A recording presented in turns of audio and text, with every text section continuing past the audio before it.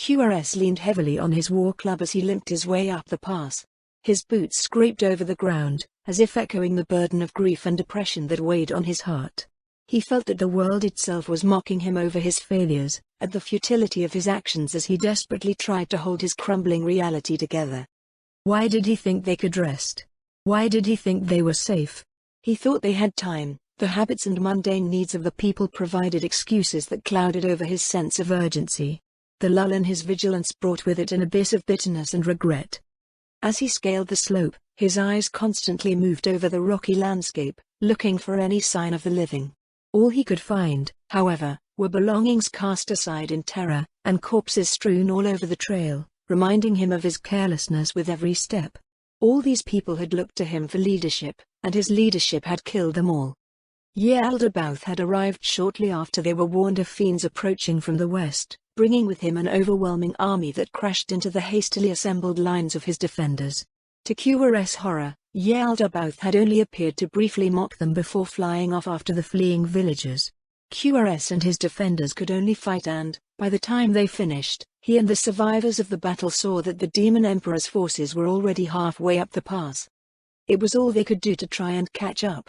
They were forced to watch their people die mere minutes ahead of them. Yaldabaoth was doing it on purpose, QRS knew. Every scream and grisly scene was a vicious taunt sent their way. As always, his intent was to shatter their hearts and break their minds. Many succumbed, falling to the ground with heart-rending cries of anguish. QRS reached Yaldabaoth with what was left of his defenders, and he knew that this, too, was by design. His back was turned to them and, on the other side, the remainder of their fleeing people could be seen. "Are you so insistent on witnessing the death of your people?" Yaldabaoth said. "What a sick and twisted soul you are. Your son and your family, your people and your allies, you have led them all on this great venture of pain and suffering. I am truly beginning to wonder how you can stand and claim to lead and protect them while at the same time being the architect of their demise.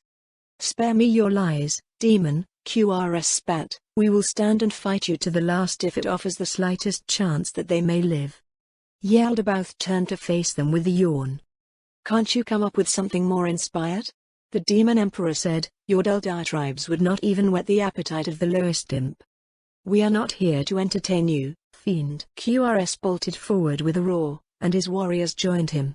Yaldabaoth's bored expression did not waver. A storm of fire erupted in the pass around them, and a sweep of the Demon Emperor's wings cast QRS and the ashes of the remaining defenders to the wind. "You bore me, little pig," Yaldabaoth's voice followed after him. "Begone. Go and wallow in your filth and misery."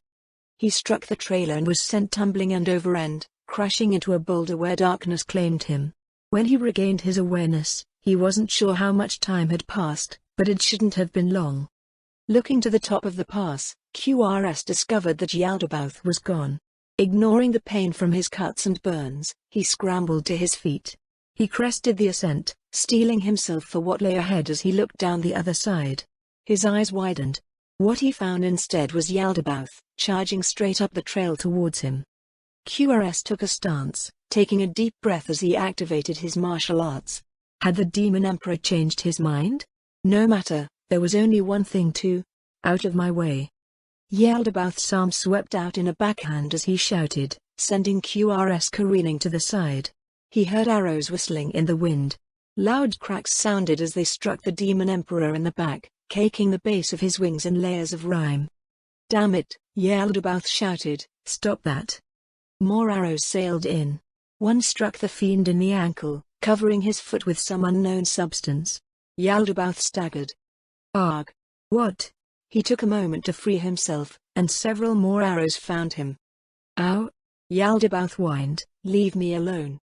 As he reached the top of the pass, the Demon Emperor took wing. More arrows hissed in his wake. "Damn you," Yaldabaoth turned and shook his fist ruefully, "and damn your runecraft.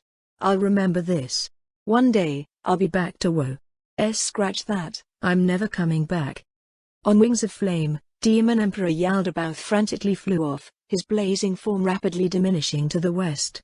QRS' jaw fell open. He couldn't understand what had just happened. The demon god, one-sidedly driven away? The archfiend who had so simply subjugated the Abelian hills and turned its people into his chattel? He recalled the stark terror etched into Yaldabaoth's infernal features. His gaze left the horizon, seeking to lay his eyes upon what must be the greatest legend of his time. Instead, what he found was impossible. It can't be. He struggled back to his feet and raised the visor of his helm. The slim figure at the top of the pass turned from where it was looking out to the west. Beneath the open-faced sallet were the features of a human. A human had driven away Yaldabaoth. QRS tried to take a measure of the human. It held an easy posture that spoke of its readiness to react to any of his moves. A faint pressure radiated from it, but it only appeared to be as strong as one of his veteran defenders, at best. Its equipment also seemed inferior to his own, save for the bone-white bow that it held in a gauntleted hand. It didn't make any sense. Was the human concealing its strength somehow? It was absolutely impossible that what he saw before him could even be the slightest threat to Yaldabaoth, yet he had undeniably fled. The sound of heavy footfalls came up from the east. A bugbear-sized figure approached. Glowing red veins pulsed over its spiked black armor, and it wielded both a large tower shield and flambeau. What drew his attention was not the approaching form of the approaching warrior, however, but what shuffled in behind it. They were his villagers, recognizable by sight. He knew their names, families, histories, many of them he had spoken to not long ago. Their forms were sallow and grey, many displayed vicious open wounds, yet none of them bled. His people had been twisted into undead. Anger rose in his battered body. He looked back at the human. It, too, had turned its attention to the undead but showed no adverse reaction to their presence. Were they somehow related to one another? He recalled that the humans of this region worshipped their 6 great gods.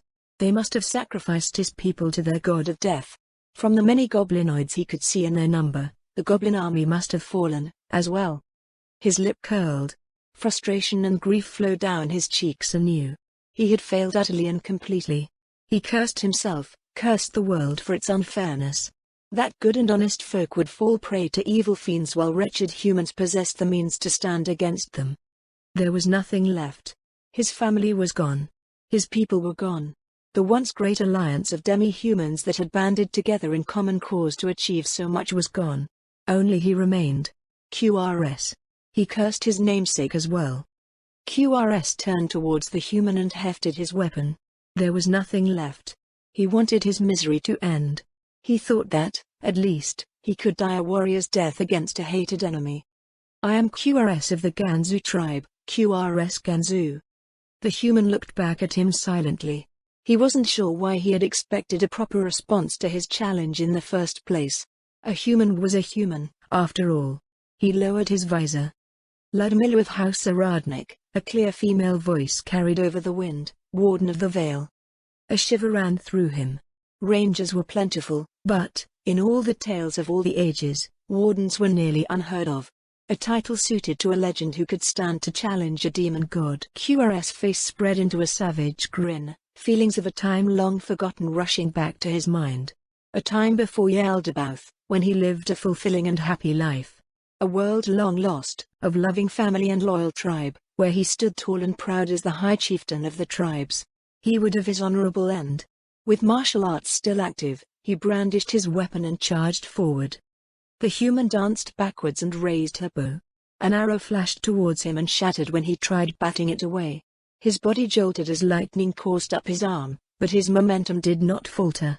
The human dropped her bow, and some sort of spear appeared in her hands. His attention shifted to the dangerous-looking weapon. That would need to go first. Predictably, she readied a parry for his imminent attack. Sundering blow. His war club whipped across the blade of her weapon. Instead of damaging it, however, the top half of his own weapon was cleanly sheared off. Their eyes followed the cylinder of studded black metal as it thudded to the ground. What did she do? QRS hadn't registered any movement whatsoever. There was no sense of resistance, or even contact as their weapons met. She was surely hiding her strength if she was able to cleave his weapon in two, moving as quickly as Yaldabaoth had at the ford. He lunged forward with the remaining piece of his club, determined to at least land a single blow. His head jolted. A black shield smashed into his helmet, and several of the undead warriors wrestled him to the ground. More undead, adorned in black robes, floated down near him. He heard spells being cast, and his strength was stolen from him. "Why?" QRS groaned. "Why? The world has blessed you with everything, I have nothing left, nothing. At least let me leave this world with honor." "I have no obligation to answer to your whims," the human replied. QRS struggled feebly as he was carried away. He cast one last, baleful eye back at her. "Curse you," he spat. "Curse you, Ludmilla of House Saradnik. May you spend an eternity in the company of these evil undead." "I feel that this is already likely," the human returned lightly. "Also, this may sound strange to you, but it really does not sound terrible at all to me." Ludmilla turned away from the thrashing and screaming of the demi-human being hauled away, eyeing the blade of her glaive closely.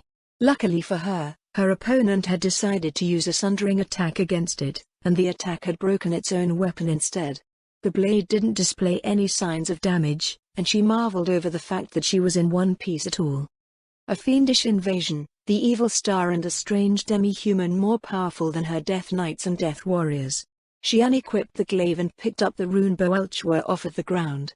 It was the sole reason that she had driven off the powerful fiend that had appeared in the past. Her mind went back to Lady Shizu's timely arrival with the rune-crafted weapons and thought it highly likely that the Sorceress Kingdom had known of the coming threat.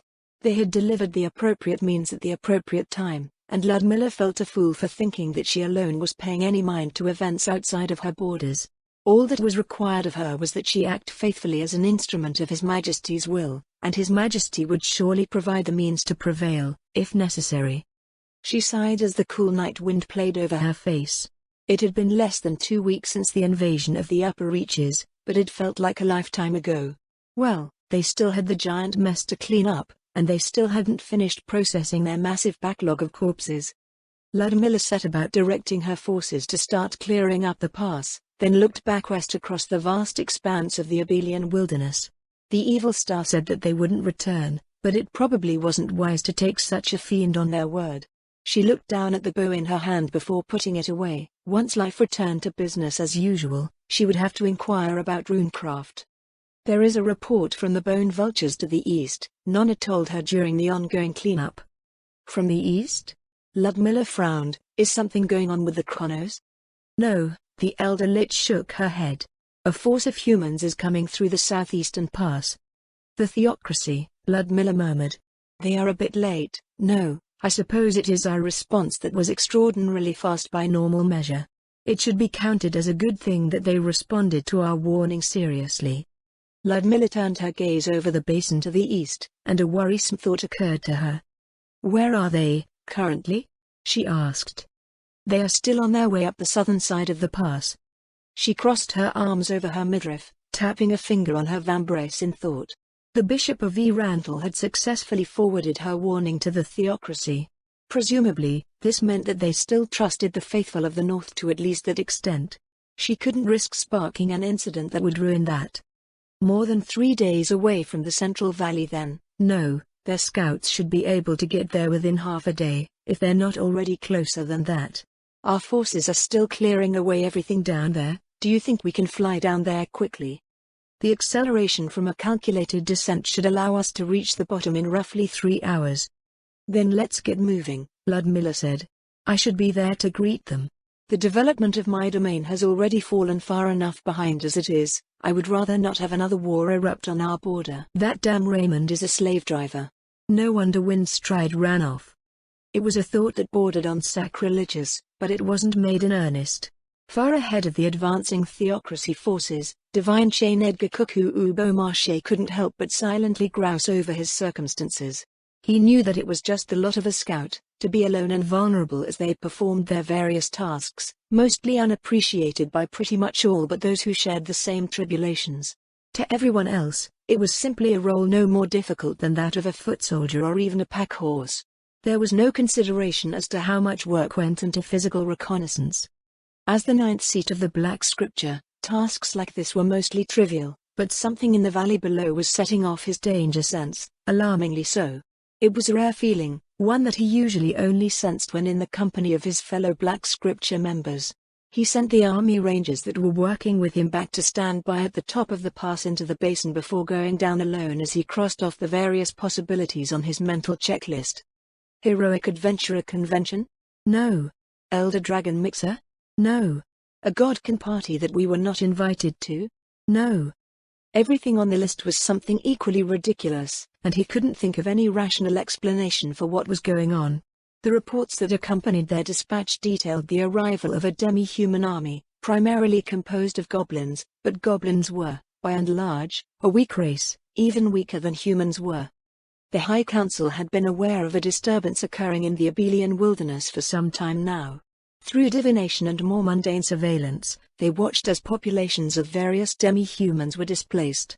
Like ripples in a pond, they moved outwards from a point of origin somewhere in the Abelian hills. Unfortunately, Thousand League Astrologer was still on sabbatical, so it was the most information they could safely come up with. 3 major demi-human movements were of particular concern to the slain theocracy. The first had ended itself while traversing the mountains north of the Great Forest of Evansa. The second was a large, modestly powerful group that came through the southern half of the neck, which was intercepted by the forces before they could cross into the borders of the theocracy.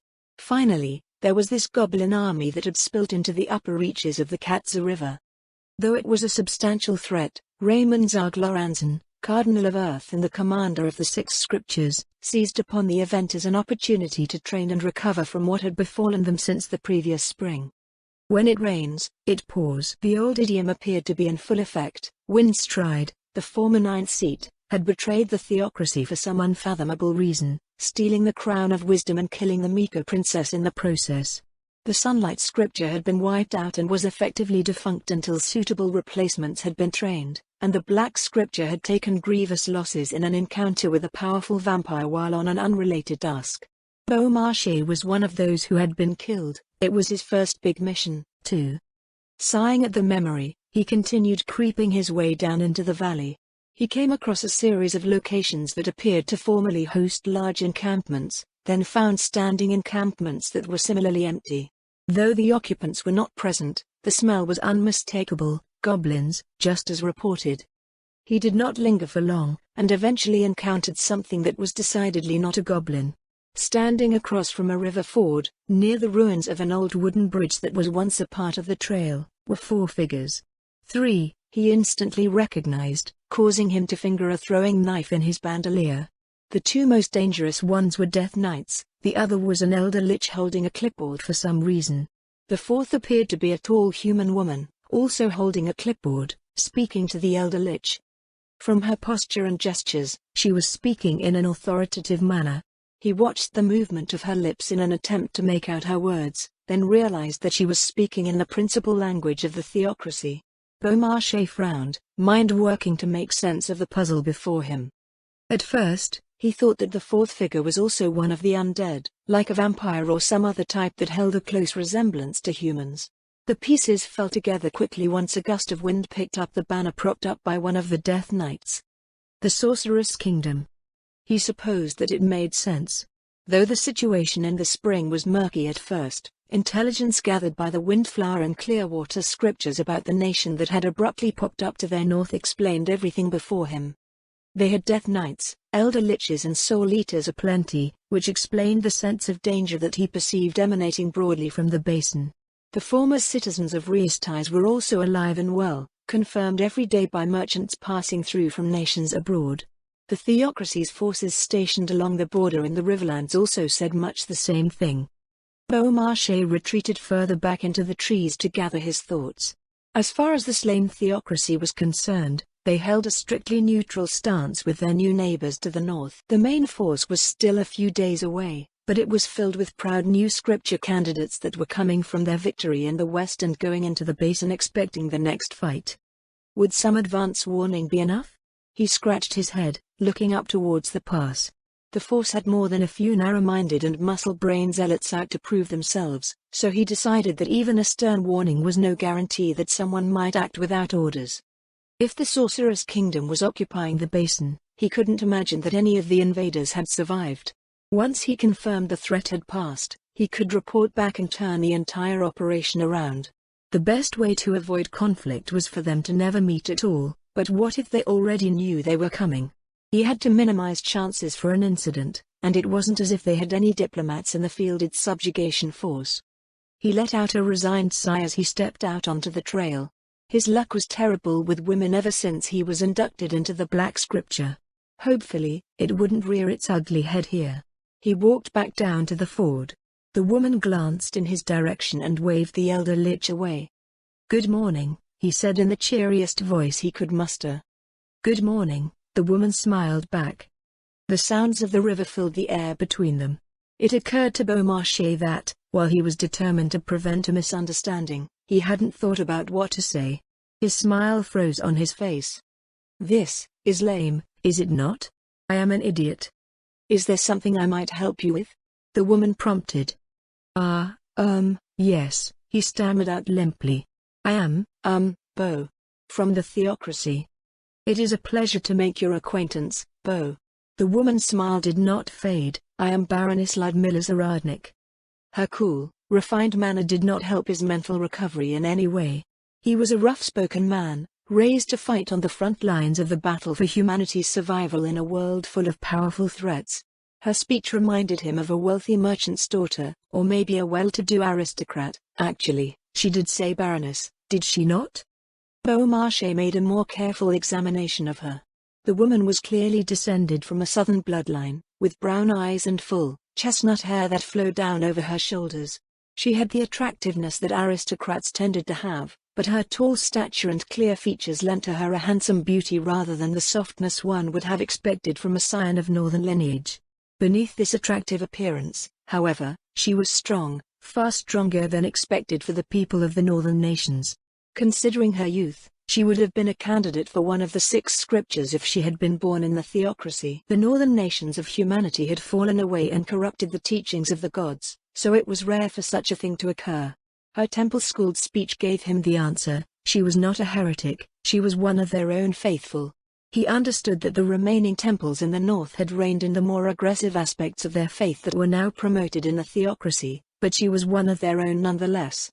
A bud that had blossomed in a land that was commonly considered lost to decadence and heresy. As he marveled at the notion, she cleared her throat. The Death Knights standing behind her changed their posture, and Beaumarchais stepped back. She wouldn't send them after him for being rude, would she? He disliked fighting undead. Various other reasons aside, he was inherently at a disadvantage in direct combat against them. Her gaze shifted slightly, and Beaumarchais staggered forward as a large hand heavily slapped him across the back. "Yo," a deep voice sounded from behind him. "I came running down when we got your signal. I know your luck with women has been terrible recently, but you are not supposed to call for reinforcements when you find one out in the middle of nowhere." Rubbing his sore back, Beaumarchais turned to level a scowl at the burly newcomer. He was another member of the Black Scripture, similarly dispatched for the opportunity to recover his strength after being slain by the vampire. "This guy." Cedron let out an exaggerated sigh. "Has he even offered you his name, or has he been ogling the young demeanor this entire time?" Beaumarchais' scowl deepened.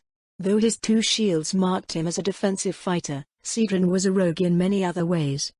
"Beau, I believe." Baroness Zaradnik made a slight gesture, and the Death Knights returned to their former stances. "I am Baroness Ludmilla Zaradnik. It is a pleasure to make your acquaintance, Mr. Cedron waved his hand as he made a noise. "There is no need for such formality in the middle of nowhere. Beau, I would be pleased if you called me Sid, demeanor." "Hey Sid," Beaumarchais frowned, "are you not being too familiar?" "What are you talking about?" Cedron grabbed his shoulder and spun him back around. "She has seen us before." "Yes, she has?" "Aye. Did your return take something out of your head along the way? Do you not recall the last time we came through here? The name? Do not be staring so passionately at her this time, or one of her footmen might come over and put out your eyes." His face screwed up in confusion. The last time they passed through here was on their mission to deal with the catastrophe Dragon Lord. He traced their route in his mind. He says," Cedron snorted. "I hope you will forgive my addle-brained friend for his rudeness, demeanor. Also, you have our condolences for your loss. Sir Sana must have surely welcomed such faithful servants to his peaceful embrace." "Of course," Baroness Zaradnik smiled. "The burdens you must shoulder are many, so I do not mind, and thank you." The barest note of melancholy entered her voice, but her expression did not change. Such were the masks that nobles wore. Sidran cleared his throat after a moment of silence. "Speaking of the things that we must do," he said, "we should settle matters here before the idiots in the back run us all over. I suppose they have come expecting demi-humans." "Just so," Sidran grinned. "We have no quarrel with the Sorceress Kingdom, but, all too often, soldiers are like a hammer for want of a nail." "I understand," Baroness Saradnik said. "In that case, what can I do to help?" Sidran turned his gaze down the valley. To the north, the land had been cleared, but the distance was too great to make out any real details. Sidran rubbed his square jaw. "I am guessing we should begin with an update on the situation here, yes?" "Of course. Simply put," she told them, "the demi-human incursion is no more. The fiends that appeared to be responsible for driving them east were destroyed or turned away as well. What is left is cleaning up the mess." Beaumarchais exchanged glances with Sidran. The only notable fiend threat that they were aware of was Yaldabaoth. There was an ongoing debate concerning the relationship between the many powerful beings that had appeared in a relatively short time. Moman had driven away Yaldabaoth in Riastais, then moved on to protect the people of Erantal after the rise of the Sorcerer King. Then there was the vampire that Moman had reportedly destroyed, and its companion who was still at large. Moman had set himself in opposition to Yaldabaoth and had also stood against the Sorcerer King in Erantal. If Baroness Saradnik's words were to be trusted, the Sorceress Kingdom had now also set itself in opposition to Yaldabaoth. Was it an alliance of convenience between Moman and the Sorcerer King? At the least, they could rest assured that the Sorcerer King and Yaldabaoth were not on the same side. These were only his thoughts on the matter. Of course, the High Council would come to their own conclusions using the information that was passed on to them. I think the boss might cry when he hears this," Sidran said. "He had arranged for a training opportunity here." "What a coincidence," Baroness Saradnik smiled slightly. "My thoughts were just the same." Over the next half hour, Sidran continued with his questions. Beaumarchais shifted uncomfortably at their cordial back and forth, despite understanding that Sidran was mostly just trying to collect as much information as possible. Baroness Saradnik asked very few questions of her own, and the first she asked was something about her people who had gone to the theocracy. All they could say was that small civilian movements were something they were not informed of and that Beaumarchais had noticed nothing amiss on his way into the upper reaches. Aside from that, her queries seemed nothing more than points of polite conversation. There was no sense that she was trying to get anything in return. Did this woman even understand that she was basically being pumped for useful information? Beaumarchais recalled that her father seemed the diligent and honorable sort, and her house cooperated with the scriptures, understanding that the scriptures fought for humanity. Baron Zaradnik's daughter, by all appearances, followed in his footsteps. On a more personal note, Domina, Sidran said as their conversation wound down, "What is it like living in the Sorcerer's Kingdom?" Beaumarchais glanced over at Sidran worriedly. Attempting to gain information on the state of the Sorcerer's Kingdom was all well and good, but dark rumors still lingered with its recent advent. He wondered what the High Council would do if they found their reports to be false and that humanity was indeed suffering in Erantal. Baroness Saradnik's reply, however, did not contain even the slightest note of hesitation. "Things have much improved from when we were a part of Riastais," she said. "Rule of law reigns, and the lands are secure. The people are left in peace, as long as they do not commit any crimes. Humanity thrives, the faith of the Four is in slow decline and the lost return to the fold. Speaking of which, we are in dire need of temple staff." The dragoon. On a blood-soaked plain, a grizzled sergeant forces his sword arm to work through heaving breaths. Tears of grief and rage fall as the sounds of dying men and women under his command rise all around him. There was no surrender and no retreat, for the enemy was relentless and without mercy. They were doomed, and all that was left was to fight on in hopeless desperation. Then, over the fray, a griffin cries, and the enemies before them are swept aside. Battered soldiers raise their heads at the sudden reprieve. Before them stands a singular figure, clad in gleaming plate mail. He does not speak, nor does he look behind. His halberd cleaves forward with unstoppable drive, breaking the enemy before him, painting bloody arcs like a crimson banner waving proudly over the battlefield. Across the front, winged shadows fall, heralding the arrival of allies striking down from the heavens like the wrath of the gods. The soldiers looked to one another in disbelief. They were saved. No, salvation fought on ahead of them. Weapons raised, they surge forward with a fervent battle cry, following after the champions leading them to victory. The cavalry has arrived. Well, not really. A component of professional militaries around the world, dragoons are often mistaken for knights, cavaliers or hussars. Though possessed of not insignificant riding skills, they are in reality heavy infantry that utilize their mounts for battlefield mobility. The historical origin of their distinct specialization is shrouded by myth and legend. In some places, they are said to be the evolution of dismounted knights that heavily favored fighting on foot. In others, the need for armies to swiftly transport their foot soldiers to critical locations led to the permanent formation of the first dragoon contingents. The truth is that multiple paths may lead to the dragoon class, as it is ultimately a concept shared by peoples around the world. While the circumstances and backgrounds of cultures that give rise to dragoons may differ, the results are similar, though they are not without nuance. Broadly speaking, the skills and abilities of a dragoon initially revolve around the riding skills required to take them wherever they are needed, focusing on the speed and endurance of their mounts while maintaining their personal growth as a melee combatant. They are unlike cavalry classes that remain mounted if possible even in close combat. Like other classes with special riding skills, they prefer magical beasts as mounts. Regular animals do not fare well under the rigors of their vocation. As they advance in levels, a dragoon's riding ability expands to enhance the survivability and resilience of their mounts, while the dragoon improves their own ability to analyze and understand the battlefield, effectively insert themselves into combat, and to inspire, or demoralize, those subjected to their presence.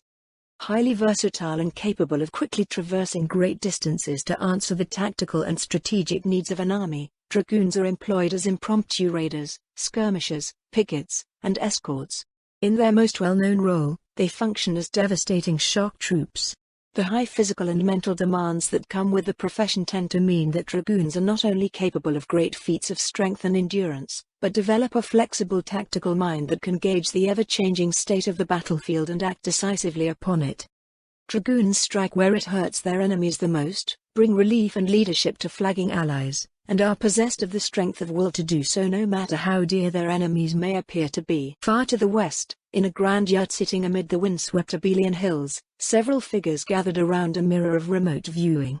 Projected on its surface was Ludmilla's Aradnik, who was concluding her conversation with two men from the slain theocracy. Their equipment was unmistakably from Yggdrasil, or at least an approximation of it. They continued with their quiet observation until the figures in the mirror at last parted ways, and Demiurge rose from his seat. "And with that," he said with a smile, "another 6 objectives have been fulfilled." "Oh. Amazing, Lord Demiurge." "Ridiculous," Shiltir sniffed. "Or perhaps it is just like you to accomplish so much. Don't tell me that you predicted everything back when you started all this."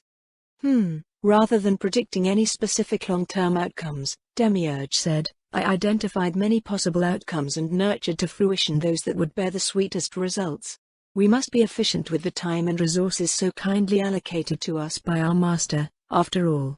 Still, I must say that you have outstripped me in a sense. This vassal that you have raised is shaping up to be the perfect tool, capable of functioning autonomously without the usual concerns we have for the natives of this world." "Isn't she?" Shiltir raised her head with a note of pride, though it might be more that she is in line with us when it comes to her outlook as a noble and her rare ideals of service. "You could say that I've just been lucky." "There's no need to be so humble," Demiurge chuckled softly. "Your influence upon her is plain for all to see." "Well," Shiltir pressed the points of her fingers together, "I might have given her a little push here and there." "A little push?" Demiurge smirked. "Here, I am most unfortunately forced to flay several dozen daily just to keep them to a bare minimum standard of acceptable behavior. Having them become willingly productive feels a dream within a dream by comparison." He held out his hands and shrugged, as if to say it can't be helped. "Humph, you say that as if it's a bad thing," Shiltir said. "I would certainly love to have that freedom, aren't you? We cannot harm the subjects or property of the sorceress kingdom without justification appropriate to the degree of our punitive measures, not that I would carelessly destroy any of Iron Summer's belongings." Demiurge understood well where she was coming from. However, he believed that, rather than being stifled by her constraints, Shiltir's performance had been immeasurably enhanced. If she decided that it would be to her advantage, and if it suited her tastes, she was able to seamlessly assume an authoritative role in human society, to a degree which only Pandora's actor could match. At first glance, letting her loose amongst the citizens might have seemed like the perfect recipe for disaster, but the results were abundantly clear. When I first heard that Pandora's actor referred to this human in similar terms to a guardian, he said, I had my doubts, especially considering the various humans we had observed in the past. In the past few months, however, I have concluded that his assessment was right on the mark. Though she will never compare to we who have been created by the supreme beings, she is something like an area guardian in function and spirit. Proof that many layers of defense may be established beyond Nazarick, using these locals to filter out all but those threats that specifically demand our attention. That's exactly right. Shaltir nodded. The more the sorceress kingdom grows, the more distant the chance of outsiders intruding upon the sacred ground of the supreme beings becomes. In summer, when the idea of this nation was first brought forward, I could only imagine it as a menagerie for Ein Summer's slaves and pets, a place to make Yggdrasil gold coins. I'm such a fool, aren't you? How could I limit our supreme master to such simplistic thinking? His plans are truly infinite in their scope. Demiurge could only shake his head ruefully in response, wondering if there would ever be a day when he could even approach a tiny fraction of their master's intellectual prowess. With but an effortless wave of his hand, Einzulgan could set a myriad of perfect plans into motion, plans that Demiurge could not even detect the slightest tinkling of until their fruits ripened and presented themselves to be harvested at his leisure. The deft placement of Shaltir in the Sorceress Kingdom was one such example of this, a single, seemingly straightforward move that continued to both sow and reap ever-increasing benefits for the Sorceress Kingdom with no end in sight. Such was the unfathomable mind of Einzulgan. Shaltir's sigh drew him out of the throes of his veneration. I must work harder so I don't waste Ein Summer's efforts, she muttered, then looked towards him. If that is all that you needed from me, I should return to my duties, aren't you? Of course, Demiurge nodded. Do not allow me to keep you from your work any further. Thank you for your cooperation in this matter. After she vanished into the gate with her escorts, Demiurge turned his attention to the mountain of data that had been compiled. With the fifth and final suitability trial completed, he had a few months to sort through everything and finish laying out his plans for the upcoming main event. In the time since Demiurge and his subordinates had started their work in the Abelian Hills, they had set about separating the wheat from the chaff. Which species were worthy of existence? Were there any outstanding materials that could be harvested from them? Which ones could only be used outside of the Sorcerer's Kingdom? Could special enclaves be established for specific sets of races to productive ends? They toiled fervently day and night, learning everything they could while pushing subjects of every species to their mental and physical limits. There were, of course, some races that already existed as subjects of the Sorceress Kingdom, but gaining this essential data on them was still imperative. After all, they wouldn't dream of using Ein Summer's subjects for that. Eventually, 5 experimental groups had been formed in their respective laboratories, to be subjected to a final stress test. They were purposely fashioned and driven to various locales, each suited to their unique traits. Surveillance and collection of data came from multiple avenues. They had even placed doppelgangers amongst them to both observe and influence their movements. The first group was sent into the ocean. It consisted of aquatic and amphibious demi-humans collected from lakes, caves and rivers. Also included were those that they thought could function with the appropriate modifications to their physiology. Success here presented an interesting avenue for future actions, such as a potential maritime blockade of the Holy Kingdom and moves against the races dwelling in the vast oceans of this world. Unfortunately, those ocean-dwelling races that the group encountered proved far superior, and defeat was swift. The second group consisted of species more suited to hot climates, who were sent south into the Great Forest of Evansa. They encountered various troubles with overarching social cohesion but managed to make it to their destination. Monsters native to the forest promptly ate them shortly after they arrived. Next was a collection of mountain-dwelling species, sent through the ranges north of Evansa. They had divided up into a hodgepodge of factions, but it was hoped that they could as a whole be encouraged to raid the slain theocracy. Instead, they raided each other. In the end, they became so weakened by their infighting that the local tribes destroyed them. The remaining 2 groups were sent east. Both managed to maintain their internal order and thrived through their ordeals. The southern group eventually found itself headed into the slain theocracy, but they didn't quite make it in. The theocracy intercepted them in the buffer zone that they kept clear of their non-human neighbors and annihilated them to the last individual. Valuable data was collected on how the slain theocracy responded to attacks, how its population behaved when under threat, and the military strength and practices of their security forces. Though there were no survivors, the races represented would have the privilege of being detained in internment camps until they could be integrated under the Sorceress Kingdom's hegemony in some way. The last group consisted of the races considered most promising in his estimation. Indeed, they quickly formed a makeshift council, established a nomadic economy, and found suitable places for every tribe involved and encountered. They even enacted foreign trade, though it was with a vendor familiar to the wilderness tribes. They were doing so well from the start that Demiurge ordered many of them to be retrieved before sending them on their way. Ultimately, they were used to test the response of both the citizenry and the low-level border defenses of the Sorcerer's Kingdom. It was understandably difficult for the neighboring nations and tribes to muster any sort of aggressive response to the Sorceress Kingdom's presence, so what amounted to a live exercise had been arranged. The invading forces were roughly as strong as the whole of the Imperial legions, so it would serve as a good benchmark for the army's performance against regional threats. The outcomes were more orderly than expected, though he supposed this was due to the nature of the particular noble involved.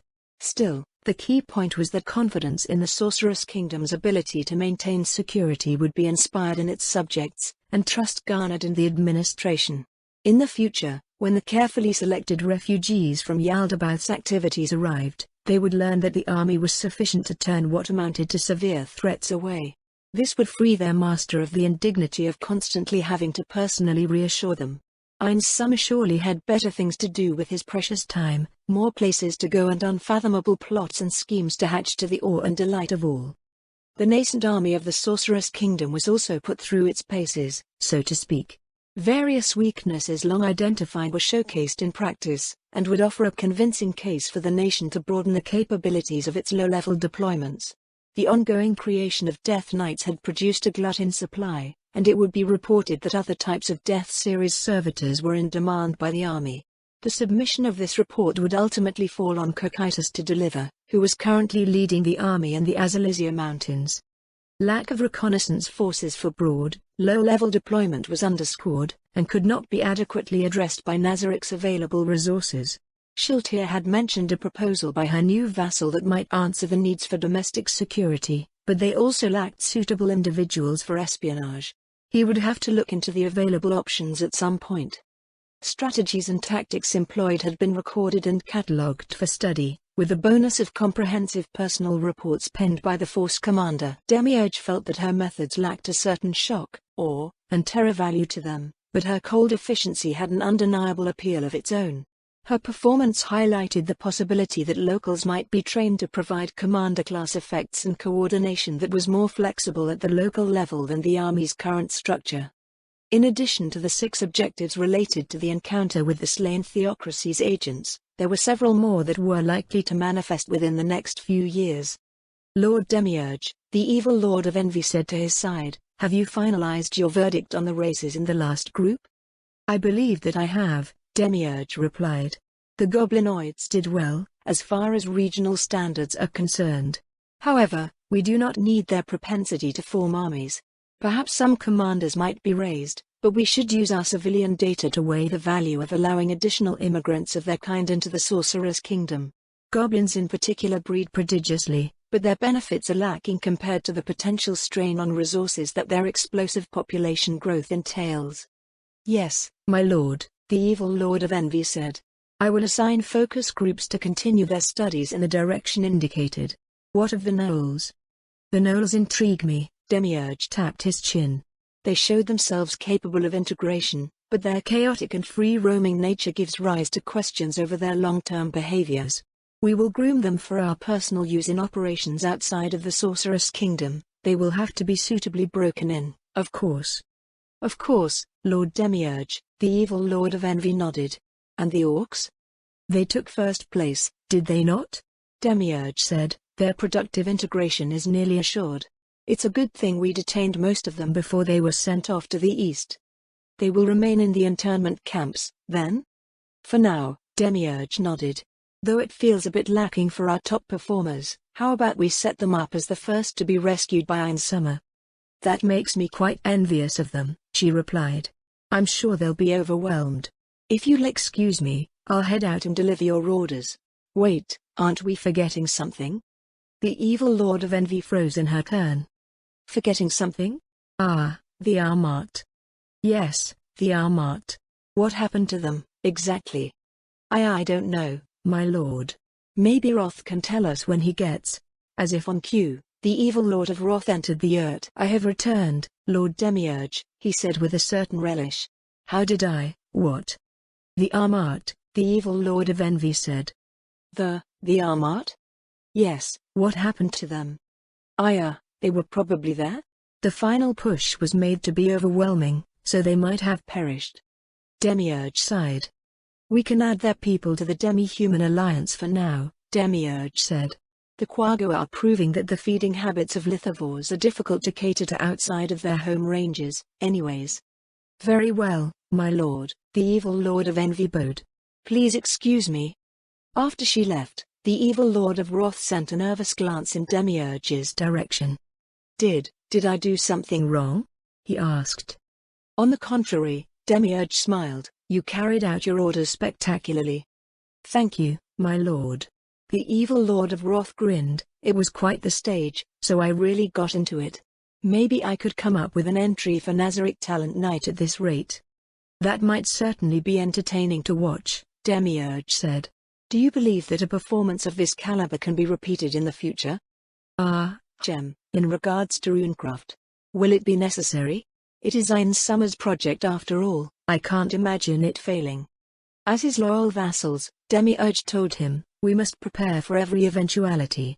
Einsummer may call for a publicity stunt, and Demon Emperor Yaldabaoth seems the prime candidate, don't you agree? In that case, I am infinitely grateful for the opportunity to rehearse, my lord. The bow made it especially easy. The people around here are so fragile that I was afraid I would sneeze and accidentally obliterate her. Hopefully, a bow will be used again. We can undoubtedly make it a success if that is the case. Excellent, Demiurge said. I eagerly anticipate the results. Still, that line of hers was really something. The evil Lord of Wrath struck a pose. By the will of His Majesty, Einzul Gaun, you shall not pass. Woo, it sends shivers up my spine every time I recall it. If only we could have chances like that. Indeed, Demiurge said. It would be delightful if all of the citizens could be inspired to carry such conviction. Perhaps more of us will be afforded the opportunity to play a heroic role in the future, but, personally, I find it quite enjoyable to be the villain. Their shadows danced on the walls as low chuckles filled the air. There was a rustle as the flap of the yurt was raised, and a torturer entered. Lord Demiurge, it bobbed its head. The prisoner you ordered delivered has arrived. By all means, please do let him in. At his request, a figure with a sack over their head was led inside. The torturer forced the prisoner to his knees before pulling off the sack. The prisoner's eyes widened in shock, and his eyes went from Demiurge to the evil Lord of Wrath and back again. An anguished whimper welled up from his throat, an exquisite cry that seemed to rise from the depths of his soul. How good of you to return to us, Demiurge greeted him with a smile, our dear volunteer. Demi-human lords. Though not always known as such, demi-human lords are individuals who find themselves in positions of leadership over tribe and clan. Whether in ritualistic combat, bold raids, or open warfare, they stand at the forefront of their kin, great captains who lead from the front and bring victory to their people. Adventurers and military forces are especially keen to the threat of their presence.